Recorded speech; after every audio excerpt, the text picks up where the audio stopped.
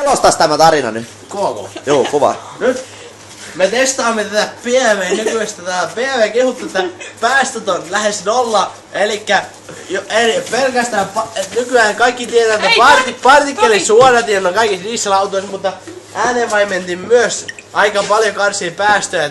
Nyt katsotaan kuinka pitkälle oikeesti tämmönen ilotulitusraketti menee tuolla pakoputkissa tossa. Anteeksi, mut nivelaksilla ottaa väliin siinä. Ei se mitään, katsotaan. Tää on tehokas raketti, tää ampuu itseensä.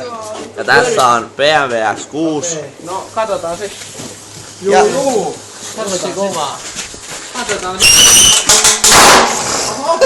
Jumalauta! Ei pitkälle. Aika hyvä tuo päästöt on pienet. Korvat ainakin lähti soimaan. Kyllä huomaa, että BMW on teknologia kunnossa, ei sitä mihinkään pääse. Ei oo. Mihinkään pääse. Oli ihan.